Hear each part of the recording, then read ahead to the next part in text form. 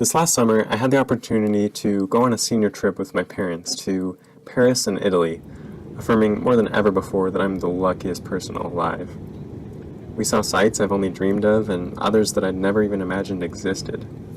I was able to do some sightseeing in the name of book research in the Paris catacombs and saw and tasted some of the absolute best that the world has to offer. Over the course of our 2-week trip, our phone said that we climbed a collective mile, ascending stairs alone. We walked just shy of 100 miles. We didn't walk everywhere, of course. After the planes, there were plenty of trains, cars, boats, and other automobiles involved. Before the trip, I vowed that I would write in my journal on every train ride and catch up in any spare moment that I could. That was easy to say before really knowing the exhaustion that comes with sitting down on a train you barely caught, and before realizing how much I'd want to stare out the window the whole time. So instead of journaling, I did a lot of thinking and looking out the window. What I'm about to share is a kind of condensed compilation of my thoughts from this trip and those that I've had afterward, formulated into a moral of sorts. Looking out train windows on the French and Italian countryside, I became enchanted by the idea that maybe being in between places is better than being in one place specifically. Of course, objectively, being on an airplane or a train for hours on end is nowhere near as fun as walking the alleyways of Venice. But in some ways, this betweenness in life or on an overnight train brings a freedom from the definitive.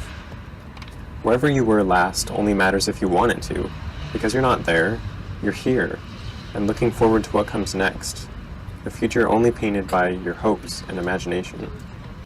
The destination seems to be what matters when you are between places, but the destination is really only the direction that you're moving towards in this now between places. Now let's add another layer to this. Later in the trip, we visited the Medici Chapel in Florence, and we had this awesome tour guide who was clearly passionate about Michelangelo. As we looked at some of his works in a room that he designed, she shared with us a part of his philosophy. He didn't believe he was sculpting. He believed that he was setting free a pre-existing figure from the confines of marble. And on one side of this room was a clearly excellent sculpture. On the other side was the start of another one, though noticeably more rough than the first one. And our tour guide explained that Michelangelo believed that the mere idea of a work is complete and whole and perfect, and he believed that the sculptures that we see as unfinished were in fact complete, at least as ideas. And he also believed that one more thing was necessary: action. That action made tangible what was already whole and complete conceptually. This philosophy of Michelangelo's resonated with me deeply, and it wasn't until I tried to formulate my own thoughts about it that I realized why. Again, train rides became a perfect setting for organizing the thoughts bouncing around my head.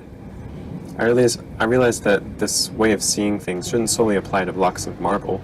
It applies to us, and it actually applied to my own thoughts about being in between places.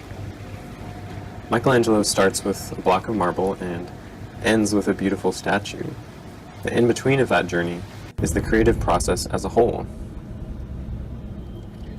Let's open a new metaphor with a quote by Sophia Bush, who said, "You're allowed to be both a masterpiece and a work in progress simultaneously." Say you're a block of marble. In Michelangelo's mind, you're already a masterpiece, just waiting to be freed from the marble. You're perfect, complete, and whole. Action is the next step to make that tangible.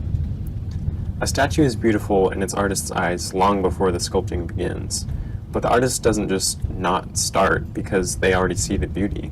They set the statue free. So now you're in between places. You don't want to be stuck where you are, kind of stagnantly buried in marble. You see some version of yourself that you want freed. But here's the problem. Carving into marble is difficult, and sometimes changing ourselves can be even more difficult, especially when we imagine this perfect version of ourselves and realize just how far away we are from that ideal. Now, this isn't about fitting some societal ideal or conforming to standards plastered on billboards in magazines or online about getting the perfect body or anything like that. This is about you simply becoming the best you that you can be. Now, that said, I feel like becoming the best you that you can be isn't quite right. The word becoming has this connotation that you Work on becoming until you have become. So to me, it's more about reaching towards the best you that you can be, trying.